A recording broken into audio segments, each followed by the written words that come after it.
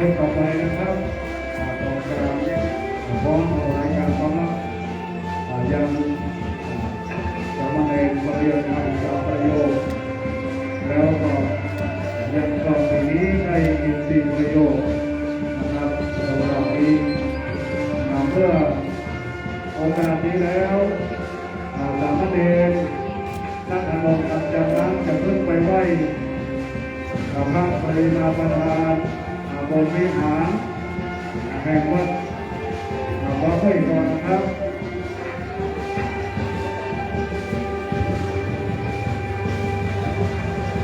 นี่เป็นภาพปรับเพิ่มปิติยินดีของคณะสงฆ์อำเภอสันทรายของคณะสงฆ์ตำบลหนองจอกของคณะสงฆ์วัดสองที่ในโอกาสโครงการเดินตำบลเดินอาหารได้ทำเพื่อได้เห็นแล้วอยากโยนทั้งหลายในโอกาสนี้ก็ถือว่าเป็นการยินดีและเป็นการกำลังใจลูกครับลูกกับเนรครับของสภาเจ้าบ้านพระพุทธเจ้าก่อในเขตตำบลหนองจอกและคณะสงฆ์อำเภอสันทรายที่ได้เห็นความสำเร็จของสามเณรเรียนให้จบ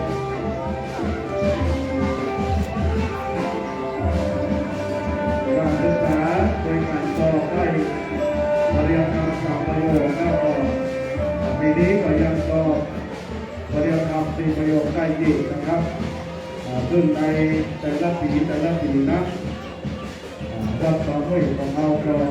จะได้ทำการแสดงความยินดีผู้พิการติดต่อลูกสามเณรของเราอันเป็นความภาคภูมิใจอันเป็นแห่งความสำเร็จการศึกษาได้รับปริญญาธรรม3และ4ประโยชน์ในกรณีการศึกษาเล่าเรื่องในกรณีนั้นจะต้องมักเล่นพยายามคงภาคเดียวแล้วก็มีความวิริยะอุตสาหะทุกแล้วก็ต้องมีทุกนี่คือความพยายามของสามเณรนักธรรมจากผู้ต่อการปฏิบัติการประโยชน์และประโยชน์ในโอกาสนี้เป็นความอันเป็นที่มงคลขอองค์แห่งพระพุทธรัตนะพระสังฆรัตนะพระสังฆรัตนะจงปกป้องคุ้มครอง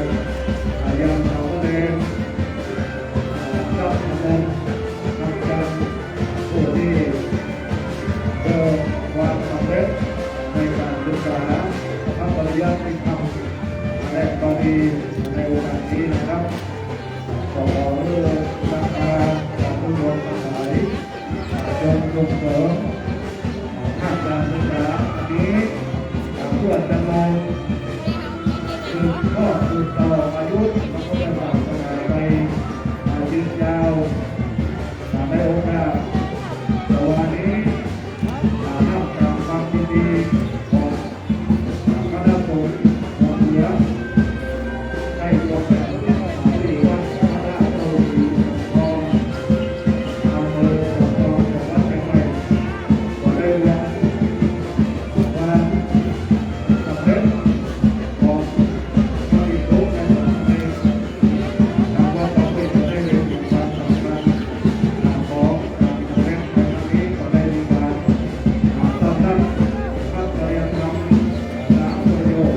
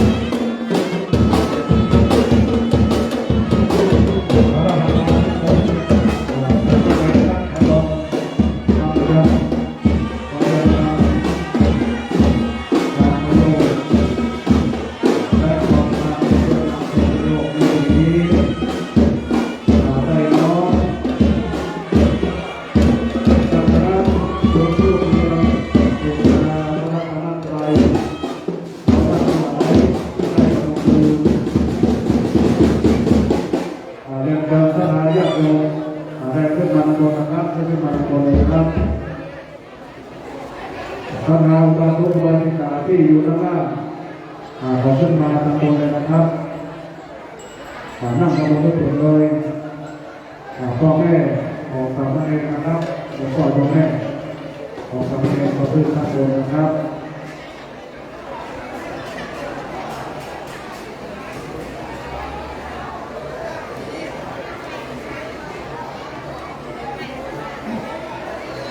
วันนี้สามเณรนักพนมทำกันผู้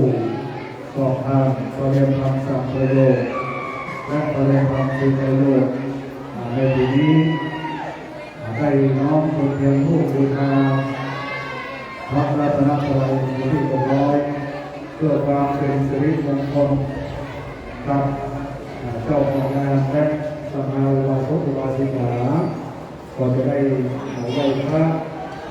เราการตอนนี้เราเดินทางไปไหว้พระพร้อมกันนะครับ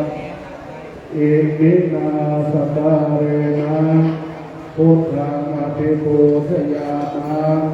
อิมินาสตาเรนะธัมมังอภิปูชยามาอิมินาสตาเรนะสังฆังอภิปูชยามาอะระหังสัมมาสัมพุทโธภควาพุทธังภควันตังอภิวาเทมิสวากขาโตภควตาธัมโมธัมมังนัมสสามิสุปฏิปันโนภควโตสาวกสังโฆสังฆังนัมมามิซึ่งสามเณรนักพนมธรรมจำเมื่อขึ้นสู่บริเวณมณฑลพิธีศาลาแห่งนี้ก็ได้น้อมสักการะคารวะต่อหลวงพ่อพระครูพิพัฒน์ศิลสังวรรองเจ้าหน้าอำเภอสันทรายฝ่ายการศึกษาโรงเรียนสงเคราะห์และหลวงพ่อพระครูปรทรกิจโกศลหลวงพ่อเจ้าคณะตำบลหนองจอกเจ้าบ้านวัดตาเถียนเป็นที่เรียบร้อยแล้วและลำดับต่อไปนั้นจะได้เป็นพิธีอ่านใบประกาศบริยธรรมสัมโพโยขอเจริญพรเรียนเชิญท่านนายกชัชวาลเล็กคำลงท่านนายกเทศมนตรีเทศบาลตำบลหนองจอกได้อ่านประกาศและพระสงฆ์ทั้งหลายได้เจริญชัยมงคลคาถาหลังจากที่ท่านนายกเทศมนตรีได้อ่านจบนะครับ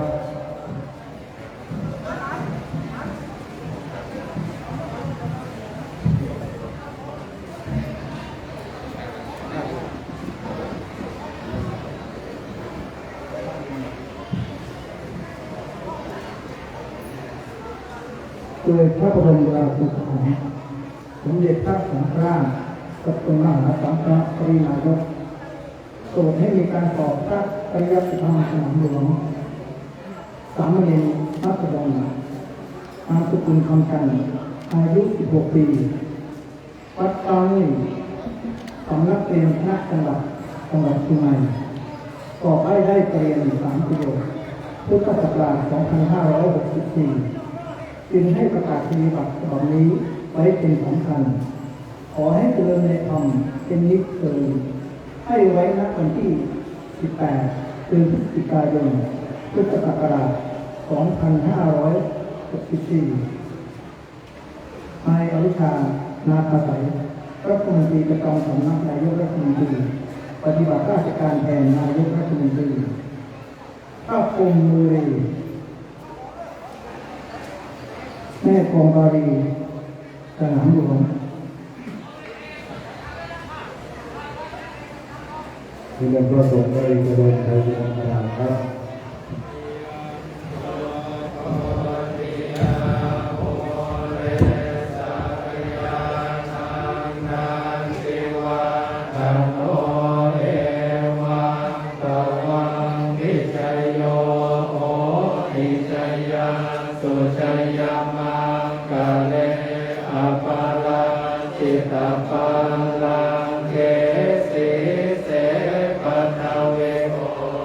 เล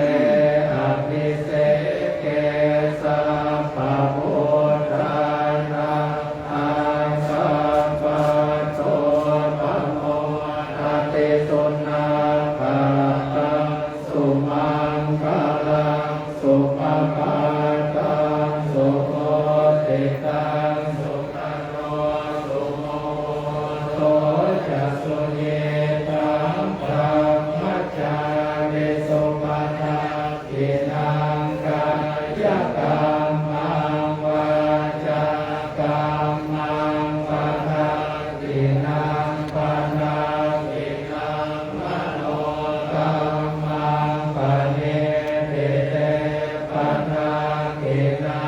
ปะทาทินานิกตวะนรกันตาเตปะทาทิเน สาธุสาธุสาธุขอสัพพมิ่งมงคลแห่งพระพุทธรัตนะพระธรรมรัตนะและพระสังฆนะสังฆรัตนะได้ปกปักคุ้มครองอย่างสามเณรและโยมทำใจตามประโยชน์ในโอกาสที่พระสงฆ์ได้เจริญใน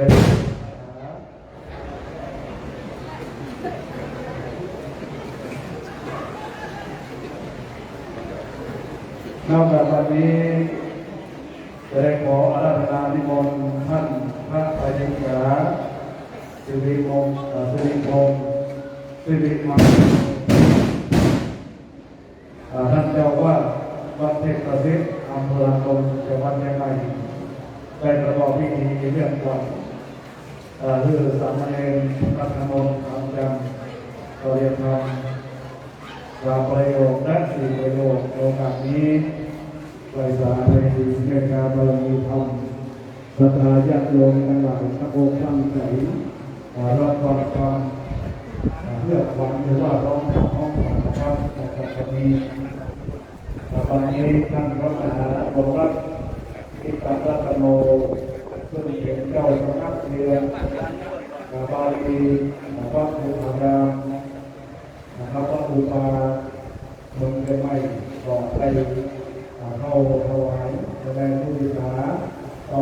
สามเณรนักธรรมวันจันทร์ซึ่งท่านจะได้เรียนที่วัดภูธารามวัดภูปา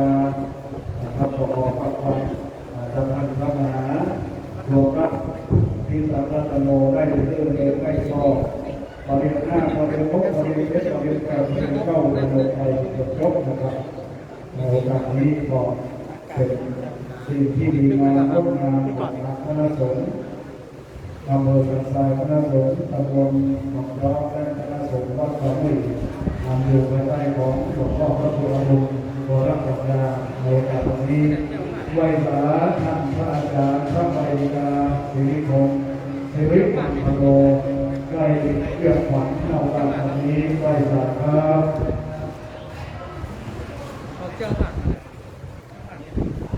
สัมปันธาสัมปันธาสัมปังขอไปในเรือท้องขอไปน้องขอตอนนี้ขอลาปีเป็นกาขอไปหันอย่าได้อยู่กันขอปัญหาอย่าได้กินขอการกินเป็นโตขอให้โศกสาการขอปัญหาลา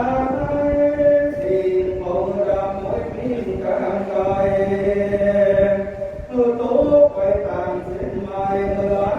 ไปตามเส้นได้ได้ยกยังไงออกจากตนตัวสามเณรธรรมนต์คำจานวัดเทศแดนดินสัพพทุกขาสัพพญาสัพพันตรายาดิวินาสันโตโน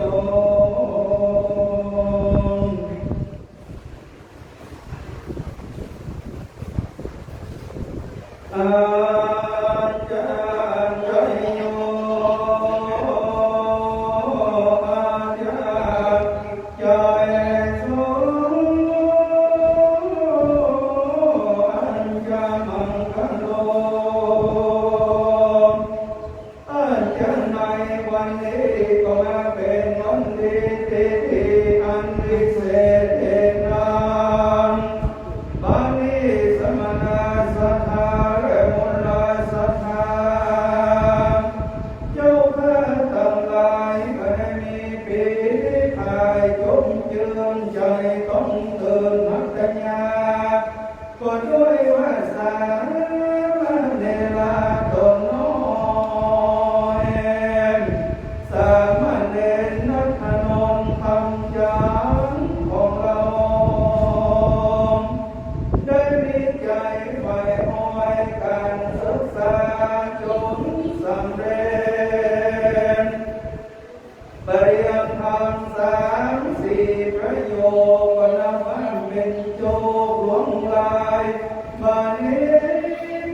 ได้พบแบ่งปันไปสิ่งอันดีชื่นชอยเพื่อว่าจังขออาราธนาสาขออาราธนา32พวงสามเณรน้อยสามเณรนาน้อย32วันเจ้าก็ขอรีบเร็วมา32วันเจ้าแม้นว่าไปอยู่ตามมังกาเที่ยวต้องตามจงน้ำเปิดตรงวันเจ้าไปอยู่ตามที่ไหนอาจอยู่วันเจ้าอยู่ที่ทำไทยอยู่ที่ไกลอยู่ที่ไกลอยู่ที่ป่าไม้ได้ลอยลงวันเจ้าได้ตั้งใจจุสำเร็จการศึกษาแม้นว่าวันเจ้าเลยวันเจ้าลาบางทีก็เมื่อวันเจ้ารีบไม่มาอยู่กับบิดามารดาพ่อแม่เขาแก่ผู้มาอย่างสัทธาสันนิบาตใหญ่น้อยเขาก็มายืนยกสร้างยินดีของวันเจ้าจงมีนิติเดชะเต็มกาเพื่อสอบได้เรียนธรรมจังหา6 7 8 9ไปใจใจขอเมื่อวันเจ้าจงรีบมาพื้นมาตั้งแต่วันนี้ไปเมื่อนาจำได้เอาไปเดียวมงคลมัดมือ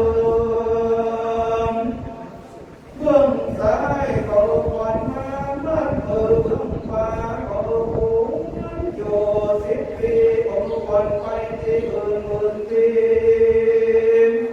บ่เมื่อวันไปที่กันไทยเลยมาอยู่กับเนื้อตนตัวจิตใจสมณเณรนันทโนนะนอลาเมื่อเจ้าได้เป็นพระภิกขุโตใหม่มันคำถูกศาสนาพระโกฏมเจ้าไปใจท่านว่าวันเจ้ามารำบ่แล้วขออัญเชิญวราพรแก้วพุทธมงคลอายุวันทันโกกองมือเจ้าจงมีอายุยืนนานเตียงเท่า200 เศร้าพวกเขาข้าวันสาจะได้มีวางพนักวัดทางโอมีเข้ามีของเป็นสร้างตั้งใหญ่ทุกร่างกิจใจตั้งใจตนสิริวันทางโกขอมีสิริเต็มตนจำเริญยิ่งเป็นแก้วจอมลิงดูถึงมายังพนักโอกาสเมื่อไหร่หลังวันน้ำบอกขาดบ้างหล่อลงลินยักษ์สวัสดิ์โกเพื่อมียศมีศักดิ์ลือจาหาทั่วแผ่นดินเลิศลาเพื่อได้เป็นเจ้าความหาอันนามีสติมีปัญญาเพื่อจงมีปัญญาเหมือนดังพระมโหสถมีคำโพธิดังเจ้าเตมียกุมารผู้ใดจำนาภาแพ้หมู่ไว้มาน้อยใหญ่เมื่อเจ้าได้ตั้งใจศึกษาจนได้ปริญญาหลายท่านจนสอบได้ปริญญาหลายกันไปใกล้ใจก่อนทั้งมวลต่างที่ใกล้ว่าโอ้ทุกตรงนี้บุญปูนล้านเข้าปูเพื่อได้จำเริญแก่สามเณรนัทโนเจ้าไปใจใจ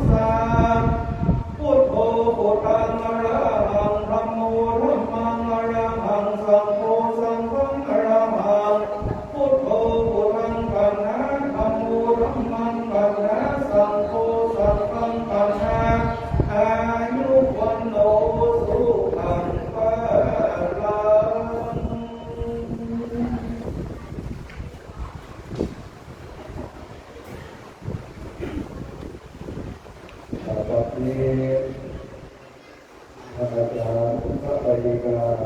สิริวงศ์สิริมังคโร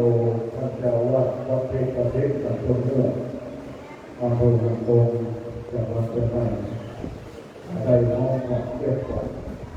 การจะเข้าโบราณนาเรียกประเพณีของเมืองเชียงใหม่ได้ยกลงไปเพื่อความเป็นสิริมงคลพระสามเณรรัชนนท์ทำจำบริเวณธรรมที่ประโยชน์ในโอกาสนี้หลังจากที่ท่านอาจารย์พระบริกาสิริพงศ์สิริมังคโรได้ร้องความเรื่องก่อนไปแล้วก็จะได้กลับมานั่งที่ห้องนอนเดิมเจ้าหน้าที่เก็บเก้าอี้ไว้ที่เดิมและหลังจากนี้นะก็จะได้รับเมตตาบารมีธรรมของหลวงพ่อท่านเจ้าครูพิพัฒน์ศิริสวรหลวงพ่อรองเจ้าคณะอำเภอสันทรายวัดสันทรายมูลซึ่งเป็นผู้ปกครองคณะสงฆ์วันนี้ได้มีความเมตตาร่วมถึง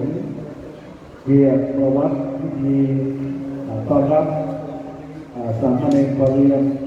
และวันนี้ทางหลวงพ่อพระครูประภากรพิโกศลเจ้าคณะตำบลหนองเจ้าวัดท่าเสียงก็ได้มาร่วมเป็นพิธีขอในเมตตาหลวงพ่อพระครูพิพัฒน์ศิริสังวรผู้เป็นประธานในพิธีนี้ได้กล่าวแสดงความยินดีกล่าวฝากกำลังใจกล่าวสัมโภชนียกถาต่อสามเณรนัทธนนท์ทัพจันทร์ก็เรียนทำ4ประโยคและท่านผู้มีเกียรติศรัทธาสาธุชนเอาการตอนนี้ไหว้สาในเมตตาบารมีธรรมของหลวงพ่อครับผมทนายความเคารพหลวงพ่อท่านพระครูประภากรพิโกศลเจ้าคณะตำบลหนองจ้อมเจ้าอาวาสวัดท่าเสียงพระเถรานุเถระทุกรูปขอเจริญพรท่านสาธุชนแขกผู้มีเกียรติทุกท่านมีท่านนายกเทศมนตรีตำบลหนองจ้อมเป็นต้นเป็นประธานตลอดถึงก็รวมและคณะกรรมการคณะสภาวัดฟ้ามุ่ยทุกท่านวันนี้เป็นวันดีเป็นวันมงคลที่หมู่เราทั้งหลายได้มาแสดงออกซึ่งความขึ้นคงยินดีและมาแสดงซึ่งมุทิตาจิตในโอกาสที่สามเณรนัทธนนท์ทำจันทร์สังกัดวัดฟ้ามุ่ยตำบลหนองจ้อมได้เข้ารับตั้งปริยันธรรมเมื่อประมาณนี้ที่วัดพระธาตุสีสองทองซึ่งพระบาทสมเด็จพระเจ้าอยู่หัวทรงพระกรุณาโปรดเกล้าถวายเพื่อแก่สมเด็จพระสังฆราชท่านเจ้าพระคุณสมเด็จพระสังฆราชทรงมีพระบัญชาเจ้าคณะผลต่างๆเป็นผู้ได้มาประทานพักเรียนแต่ผู้ที่สอบเรียนทำให้หลักประโยชน์ได้ที่วัดราชสีจอมทองเมื่อวานนี้สำหรับสามเณรนัทธนนท์ทำกรรมนั้นก็เรียนทำการประโยชน์ใกล้ปีก่อนแต่ได้รับตรงตั้งพักเรียนเพื่อเหตุที่สถานการณ์สร้างเมืองปกติก็เลยได้รวบยอดจากปีแล้วพร้อมกับปีนี้มาตรงตั้งพักเรียนพร้อมกันก็เลยมีจำนวนมากเมื่อวานนี้และโอกาสปีนี้สามเณรนัทธนนท์ก็ยังได้สอบปริญญาธรรม4ประโยคได้ครั้งหนึ่งก็เท่าว่าเป็นเกียรติประวัติของคณะสงฆ์ตั้งแต่คณะสงฆ์ประเทศไทยคณะสงฆ์จังหวัดเชียงใหม่คณะสงฆ์อำเภอสันทรายและคณะสงฆ์ตำบลหนองจ้อมคณะสงฆ์วัดบางมุ่ย เอาจะกล่าวได้เลยว่าเป็นหนึ่งเดียวในปีนี้ของอำเภอสันทรายและเป็นหนึ่งเดียวของตำบลหนองจอมและเป็นหนึ่งเดียวของวัดพระมุขสำเนียงมีความขยันหมั่นเพียรมีความอดทนในการศึกษาเรียนพระปริยัติธรรมแผนกบาลีซึ่งท่านสาธุชนหลายพระสงฆ์ที่เข้ามาบวชในพระพุทธศาสนานั้นพระองค์ทรงตรัสถึงว่าภาระหน้าที่ของพระสงฆ์นั้นมีอยู่สองประการหนึ่งคือทำอัคระได้แก่การศึกษาเรียนพระปริยัติธรรมประการที่สองคือวิปัสสนาธุระคือการประพฤติปฏิบัติสมถะกรรมฐานและวิปัสสนากรรมฐานอันนี้เป็นธุระสองในพระพุทธศาสนาการศึกษาเรียนพระปริยัติธรรมในประเทศไทยนี้ในปัจจุบันก็คือการศึกษาแผนกนักธรรมและบาลีนักธรรมก็มีนักธรรมชั้นตรีชั้นโท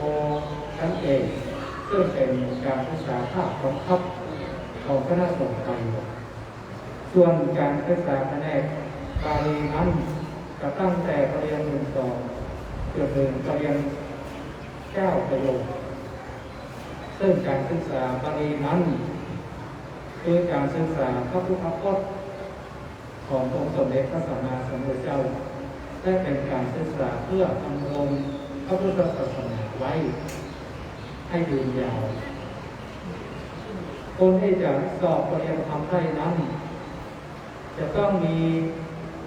อยู่สองประการคือหนึ่งจะต้องมีบุญ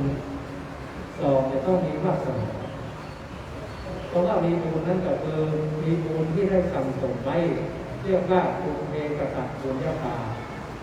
สั่งสมในเรื่องของการศึกษาพระธรรมพระวินัยมาก่อนส่วนวาสนานั้นก็คือต้องอบรมตัวเองฝึกฝนตัวเองด้วยความขยันด้วยความภาคเพียรด้วยความอดทนถึงจะสอบบาลีผ่านไปซึ่งจะใช้ของง่ายๆที่การจะศึกษาบาลีเพื่อสอบผ่านไป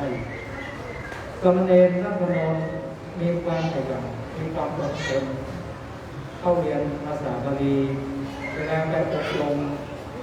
ซึ่งคณะสงฆ์ภาค7จังหวัดเชียงใหม่ลำพูนแม่ฮ่องสอนจะอบรมพระเนรที่สอบบาลีนะที่รอยสัพพัญญูสามเณรก็ไปอบรมเป็นเวลาหลายเดือนอยู่บนทั้งลำบากการกินก็ลำบากการอยู่ก็ลำบากต้องอ่านหนังสือต้องท่องหนังสือแปลหนังสือใช้เวลาวันหนึ่งหลายชั่วโมงนอกจากที่เรียนจบแล้วก็ได้รับก็ได้นอนก็ได้พักผ่อนได้เงียวที่ไหนต้นเอาไปเก็บหัวไว้อย่างนั้นอย่างที่ท่านอาจารย์ที่สอนบาลีของคนที่ออกไปสอนพวกที่วัดอุทารามกับวัดไทยมงคลเป็นอาจารย์สอนสำเร็จที่ขับไปก่อนเรียนทำเข้าประโยชน์ทั้งหมดและก็ท่านเจ้าคุณพระราชพระกรมีเจ้าคณะอำเภอเมืองเจ้าอาวาสวัดสวนดอกพระรามหลวงก็เป็นผู้ที่เอาใจใส่และเป็นประธานในการจัดการอบรมบาลีท่านมีความใจใส่เป็นอย่างมากในการที่จะอบรมบาลีเพื่อแก่ท่านเองที่สุดฉะนั้นโมเฮาท่านทั้งหลายในวันนี้สามเณรนักธรรมคำจันทร์ได้ทำชื่อเสียงเนี่ยเพื่อจังหวัดเชียงใหม่เพื่ออำเภอสันทรายเพื่อตำบลหนองจอมและเพื่อวัดสามุยซึ่งเป็นหนึ่งเดียวดังที่เรามาได้พูดไว้แล้วว่ายากที่จะมีคนสอบบาลีได้ฉะนั้นโมเฮาท่านทั้งหลายมาชื่นชมยินดีมาแสดงความอนุโมทนาและแสดงผู้ที่ตัดสินในครั้งนี้นับว่าโมเฮาท่านทั้งหลายได้เป็นการส่งเสริมพระพุทธศาสนาอย่างยิ่ง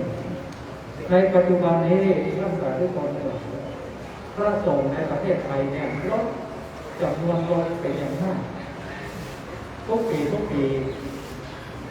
จะมีอยู่300,000 กว่ารูปแต่ปีที่ผ่านมานั้นก็ทำสถิติ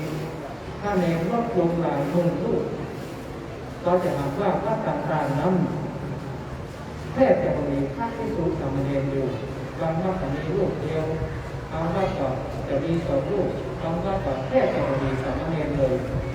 ดังนี้คำพูดของเดี๋ยวนี้พระเจ้าทั้งหลายพูดว่าสามเณรเนี่ยหายากกว่าทำกับจะไปซื้อทองคำซื้อง่ายแต่จะหาสามเณรมาอยู่วัดเนี่ยหายากมากหายากมากอันนี้แหละในสถานการณ์ปัจจุบันพระเนรลดลงไปสามเณรนักมนต์คำจำก็มาบวชในพระพุทธศาสนาได้หลายปีมุ่งมั่นภาคเพียรศึกษาเรียนพระปฏิบัติธรรมจนประสบความสำเร็จในเบื้องต้นและจะเจริญยิ่งขึ้นไปอาตมาในนามของพระนักสงฆ์อำเภอสันทรายก็ขอแสดงความชื่นชมยินดีกับสามเณรและท่านเจ้าว่าที่ได้การสนับสนุนตลอดถึงพระราชาวัดกำมุ้ยที่ได้กระทำสามเณรมาโดยตลอดถ้าพูดถึงส่วนตัวแล้วสามเณรเนี่ยพ่อของเขาแม่ของเขาเป็นลูกศิษย์ของอาตมาพ่อของเขาหลักอาตมาอยู่ที่นั่นสามเณรเนี่ยชื่อที่อาตมาก็เลยตั้งเพิ่มมาเกิด2 คนพี่น้องคนหนึ่งนักกำนันคนหนึ่งนักพนมอาตมากับคนตั้งเพิ่มก็เกิดก็เลยมีความสนิทสนมรู้จักกันมาตั้งแต่นั้นเป็นระยะการยาวนานก็เพิ่มความสนับสนุนส่งเสริมอุปถัมภ์ให้การศึกษาเล่าเรียนของสามเณรมาโดยตลอดและเพิ่มกำลังใจแต่ได้เห็นด้วยว่าสามเณรนั้นบวชเข้ามาในพุทธศาสนาและมีความขยันมีความตั้งใจที่จะศึกษาเล่าเรียนพระปริยัติธรรมซึ่งเป็นการทำลงไว้ซึ่งถ้าทำคำสอนของพระสัมมาสัมพุทธเจ้าฉะนั้นในวันนี้อาตมาภาพขออนุโมทนาซึ่งชมยินดีกับสามเณรที่ตอบได้และขออนุโมทนาซึ่งชมยินดีกับท่านเจ้าอาวาสท่านพระครูอดุลพร้อมกับท่านนายกตลอดถึงผู้ใหญ่บ้านคณะกรรมการสภาวัดกำมุ้ยและพี่น้องสภาลูกหลานญาติพี่น้องของสามเณรทุกคนที่ได้ร่วมกันจัดงานมุทิตาจิตเฉลิมฉลองสามเณรในโอกาสที่ได้เข้าวัดตั้งปริยัติธรรม3 ประโยชน์ขออนุโมทนากับทุกท่านทุกคนและขอให้สามเณรนั้นจงตั้งอกตั้งใจศึกษาเล่าเรียนพระปริยัติธรรมเพื่อได้สอบปริยัติธรรมซึ่งปีนี้กำลังเรียนอยู่ชั้นประโยชน์5ขอเพื่อเจริญรุ่งเรืองต่อไปประโยชน์5ประโยชน์6ประโยชน์7ประโยชน์8ประโยชน์9สำหรับการสอบได้เนี่ยพระเจ้าหลวงบอกว่าแถวพระราชทานพัดอยู่3 ชั้นคือชั้นประโยชน์3จะเป็นพัดสีแดงอย่างที่เราเห็นนี่ก็ทรงเพื่อสมเด็จพระสังฆราชเป็นผู้ประทานประโยค6จะเป็นพัดสีเหลืองไม่มีเลข6ติดขังต่อประโยค9อันนี้พระเจ้าอยู่หัวจะเสด็จประทานพระราชทานพัดหนึ่งที่วัดพระแก้วถ้าสอบครั้งนี้ฉะนั้นปีหน้านี้สามเณรสอบได้ปริญญา5 แทนปีกับประโยค6ประโยค6ให้เข้าไปรับพระราชทานที่พระบรมมหาราชวังซึ่งพระบาทสมเด็จพระเจ้าอยู่หัวจะเสด็จด้วยพระองค์เองพระองค์ผู้ทรงพระคุณอันประเสริฐนี้ทรงสนับสนุนส่งเสริมการศึกษาพระปริยัติธรรมเป็นอย่างมากในการสอบปริญญาให้หลวงจากพระราชทานพระทหารเพื่อแก่ผู้สอบทุกรูปตลอดถึงกรรมการวันที่ประมาณนี้เข้าพักปริญญาในหลวงกระทรวงพระราชทานพระทหารถวายทุกรูปเป็นทหารพระราชทานและกับอุปกรณ์การเรียนรู้การศึกษาก็องค์ทรงเอาใจใส่ในการศึกษาเข้าเรียนติดธรรมของพระภิกษุสามเณรในประเทศไทยเป็นอย่างมากฉะนั้นหมู่เราท่านทั้งหลายในวันนี้ก็ขอตั้งจิต เพราะว่าพระพรใจมงคลให้พระองค์เกิดท้ายที่สุดนี้เรามาภาพขออนุโมทนาชื่นชมกับทุกท่านทุกคนทั้งคณะสงฆ์ทะเลหลวงพ่อท่านครูประกาศรอิโกศลท่านเจ้าคณะตำบลหนองย้อมท่านเจ้าว่าวัดท่าเกียรติเป็นต้นเกี่ยวกับการพระสงฆ์ในวันนี้พร้อมกับพระสงฆ์ทุกรูปที่ได้มาเป็นเราใจมงคลคาถาแต่ท่านแต่ทุกคนที่ท่านอันนี้ท่านนายกเป็นต้นเกี่ยวกับการและผู้ใหญ่บ้านตลอดถึงพระกรรมการเจ้าประกาศขอทำเลยอวยพรทุกท่านทุกคนได้อยู่เรียนเสียงทุกปราศจากทุกโศกโศกใจไข้เจ็บมีแต่ความสุขความเจริญมุ่งหน้าปรารถนาสิ่งใดจงนำความมุ่งหน้าปรารถนาจงทุกประการด้วยเถิดสาธุสาธุสาธุที่หลวงพ่อพระครูพิพัฒน์ศิลาสัมมรหลวงพ่อรองเจ้าคณะอำเภอสันทรายฝ่ายการศึกษาเผยแพร่สงเคราะห์ได้เมตตากล่าวธรรมโอวาทเพื่อความกำลังใจต่อสามเณรปรริยนสามเณรนักนนท์ทำสั่งได้จบลงไปขอพระบุญกุศลที่หลวงพ่อเมตตาแผ่บารมีกล่าวอนุโมทนาขอบคุณนี้คือเป็นความกำลังใจต่อสามเณรนักนนท์ทำสั่งเมื่อได้จบระเบียนครบเข้าไปในโอกาสนี้ตอนนี้ทางศรัทธาญาติโยมท่านประเวศก็จะได้รับเกียรติจากท่านนายกเทศมนตรีเทศบาลตำบลหนองจอกท่านนายกเทศบาลเพชรอำบงได้กล่าวต้อนรับถวายการต้อนรับได้กล่าวแสดงความยินดีต่อสามเณรนักธนนท์ธรรมจันทร์ผู้สอบประเรียนธรรม3 และ 4 ประโยคได้ในโอกาสแบบนี้ขอเจริญพร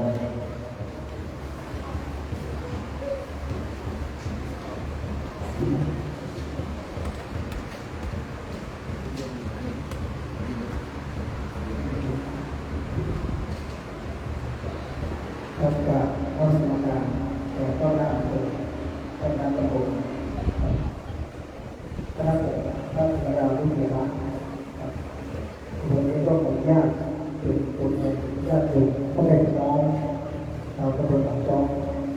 และท่านได้เรียนรู้วันนี้ก็เป็นวันสุภาพบุรุษคนนะครับเป็นวันที่ทางคณะสงฆ์รวมทั้งพ่อแม่พี่น้องได้มาแสดงความยินดีเป็นอย่างยิ่งนะครับที่สามเณรนักธนนท์ทำกันนะครับได้ประเรียน3ได้ประเรียน4 ประโยคในวันนี้นะครับซึ่งแสดงถึงความยินดีของคณะสงฆ์นะครับ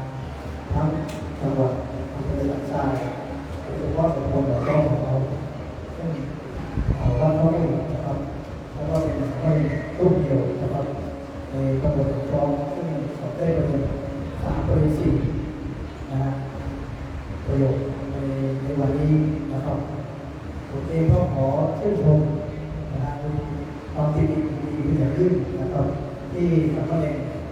นักธนนท์ทำกันนะฮะได้มีความวิทยาอุตสาหะมีความของคนภาพเพียรในการเรียนทรัพยากรเราสอนได้ในครั้งนี้นะครับซึ่งเป็นวิธีการดีที่เราจะได้มีพระสงฆ์ผู้ที่มีความรู้ก็ได้เรียนความรู้บำรุงพระพุทธศาสนาให้รวมอยู่ต่อไปนะครับผมเองรวมทั้งพวกพี่น้องก็ขอความยินดีและชื่นชมท่านดีครับขออนุโมทนาขอบคุณกับท่านนายกเทศบาลเล่นพังลงท่านนายกเทศมนตรีเทศบาลตำบลหนองจอกได้กล่าวแสดงความยินดีต่อผู้ก่อการเรียนธรรมสร้างประโยชน์หรือสามเณรนักธนนท์ทำจากในโอกาสนี้นอกจากนี้นั้นก็จะได้ขออาราธนานิมนต์สามเณรนักธนนท์ทำจากผู้สอบการเรียนธรรมสร้างประโยชน์4 ประโยชน์ในโอกาสนี้ซึ่งเป็นงานของท่านได้กล่าวขอบคุณต่อ พระสงฆ์เวลาทุกเวลาครูบาอาจารย์และขอบคุณครับศรัทธาญาติโยมบ้านพระห้วยตลอดถึงศรัทธาญาติโยมในเขตตำบลของเราในวันนี้ขอรับงานที่มงครับ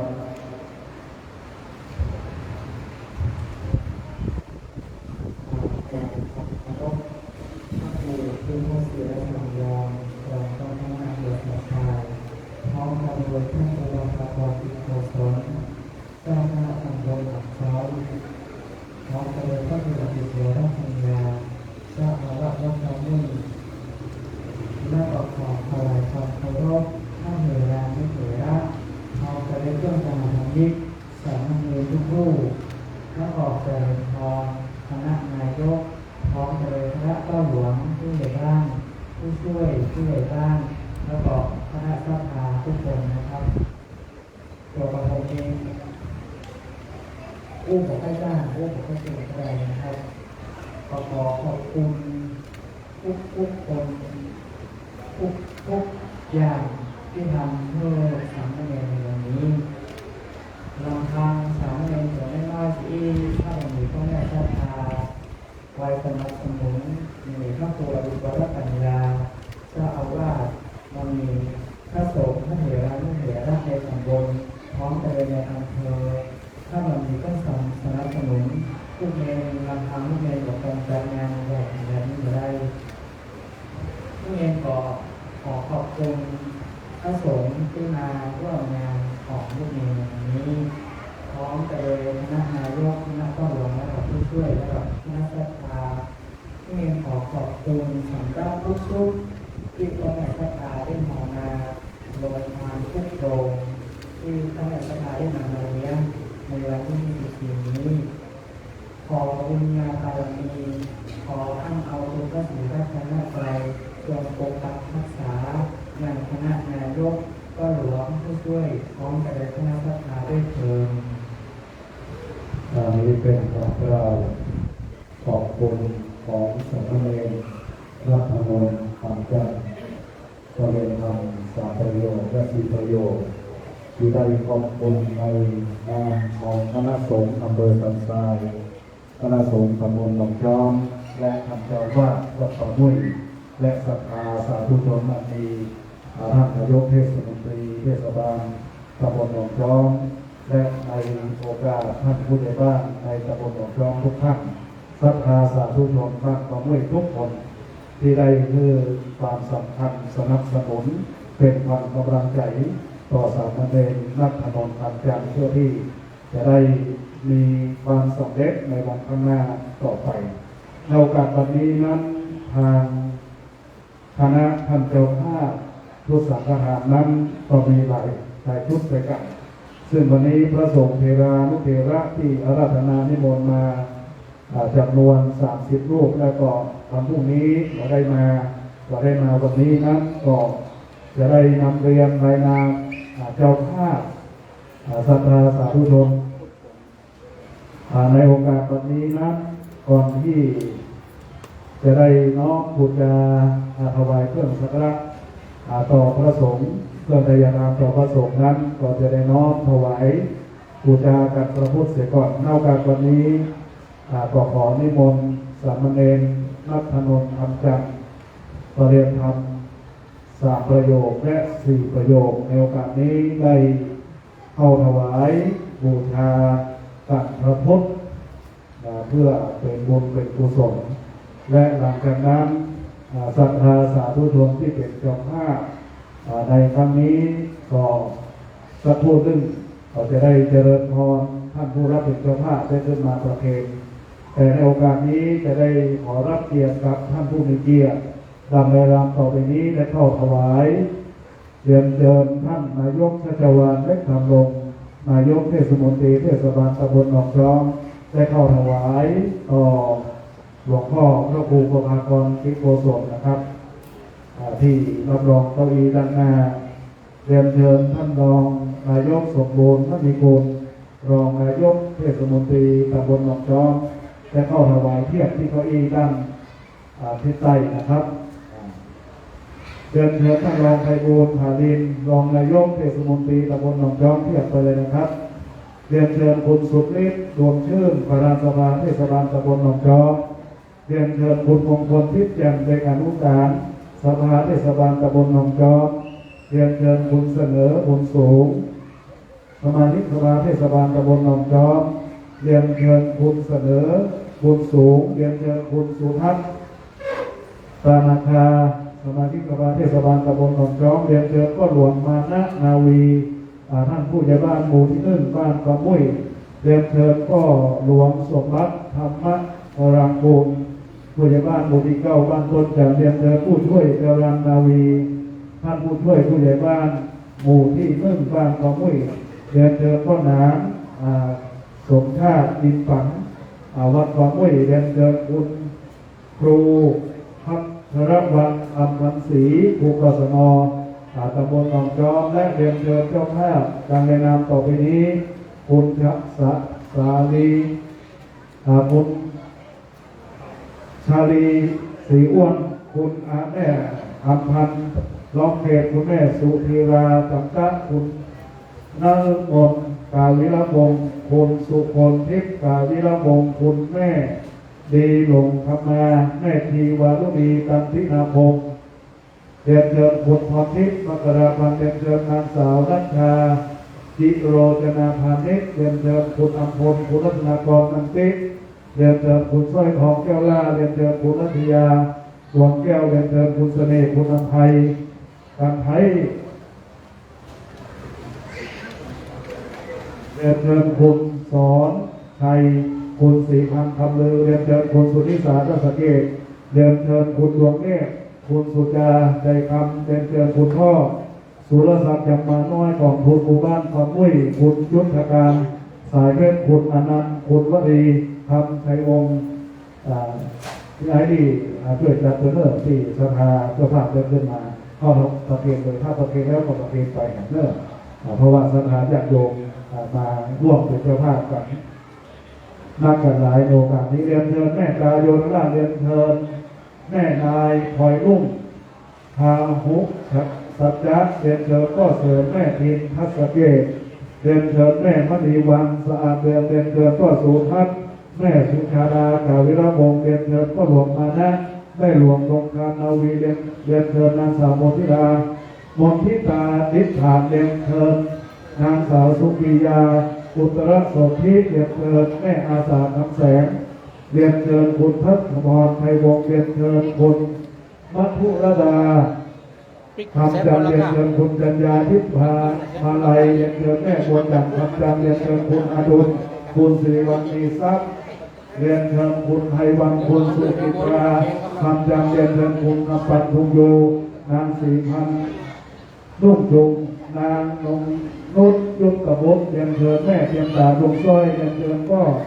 คำเบียงดวงมณีแม่เทียมใจไมโลเรียนเชิญแม่บัวแก้วมหาวันเรียนเชิญครอบครัวสิ่งทองบ้านแม่สาเรียนเชิญแม่นงนุชดวงเพื่อนเรียนเชิญพ่อนรงค์แม่ประมวลโกมาเรียนเชิญแม่เรียนคำคิ้วดวงตาเรียนเชิญแม่จันเป็นอินฝังเรียนเชิญพ่อนรงค์แม่ศิลาพอพงแม่สมบูรณ์ธรรมรสเรียนเชิญแม่สมคิดธรรมรสเรียนเชิญแม่ไทยอินสตองเรียนเชิญพระก็คำตังแม่แสงล่าจันแสงบ้านน้ำโรเรียนเชิญก็เหินแม่สิพันธ์ตองมอเรียนเชิญคุณพิกุลยศเรียนเชิญคุณการยุทธประจักษ์ประจักษ์เรียนเชิญคุณสิทธิธนุธงนากระพุนรัตนาวันวงทิพย์เรียนเชิญแม่น้อยยินดาวไทยวังเรียนเชิญนางสาวมนุรีปัญญาแก้วนางสาวเพียรชริยาตรงศิริเรียนเชิญคุณพ่อสุขดังแม่เพียรทาโมรณศิริเรียนเชิญแม่เงินทงยูเรียนเชิญพ่อทวีแม่อำนวยทัศเกตเรียนเชิญคุณพ่อผู้ช่วยแม่สุปานีทักการเรียนเชิญแม่ตาคำไทยบูลเรียนเชิญผู้ช่วยจรัญนาวีเรียนเชิญคุณวสินพันธะไทยศรีอันนี้ก็เป็นรายนามของท่านเจ้าภาพเรียนเชิญคุณรัตนาวิโรจนพานิชเรียนเชิญอภันธ์ร้องเกตแม่สุธีราจับต้านนางสาวนวงศ์กาวิโรจน์นางสาวสุคนทิพย์กาวิรวงศ์แม่ดีหลงคำมาแม่ชีวารุณีตันตินาภพแล้วต่อสถาญาติโยมแม่กิมวามหาวนาภูมิรุตเสกอารา นี้ก็เรียนเชิญเนอร์ได้รับเป็นเจ้าภาพในโอกาสวันนี้ขออนุโมทนาขอบคุณที่ได้ประกาศรายนามได้ประเคนแล้วหรือไม่ได้ประเคนนั้นก็ตั้งอกตั้งใจพนมมือกล่าวคำว่าสาธุอนุโมทนาโดยพร้อมกันเนอร์สาธุสา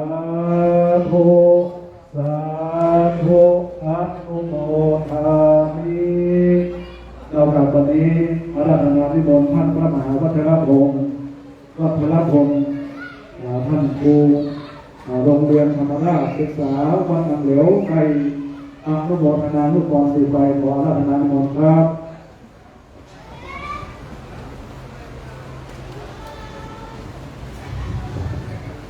ยะถาวาริวหาปุราปริปุเรนติสาคารังเอวะเมวะอิโตทินังเปตนังอุปกัปปติอิจิตังปฏิตังตุมหังคิปะเมวะสมิจฉตุสัพเพปุเรนตุสังสปปาจันโทปนรโสยะถามณิโตติรโสยะถาวิวัจจันโตสัพพะโรโควินาศตุมาเตภวันวันตรายโยสุขิติกายุโกภวะอภิวาทนาสิริสนิจังวุฒาปัจจายโนจัตตา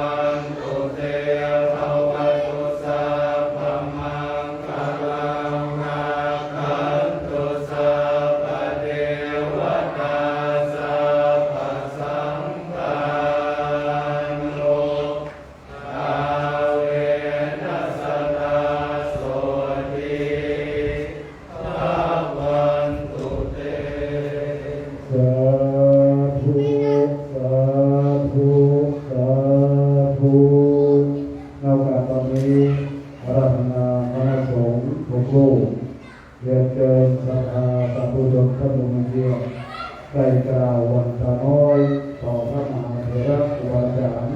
อันมีหลวงพ่อพระครูพิพัฒน์ศิลปสังวรรองเจ้าคณะอำเภอสันทรายวัดสันไทโมหลวงพ่อพระครูมหากรคิดโกศลหลวงพ่อเจ้าคณะตำบลหนองจอกวัดพระเขียนไกรวันตาน้อยเปิดห้องเป็นกันโนราตนี้สาธุวันตาเมพันเตสัพพังกาทังกัมมาตะเมพันเตนะยังกะตังบุญยังสามิอานุโมทิตัพพังสามิ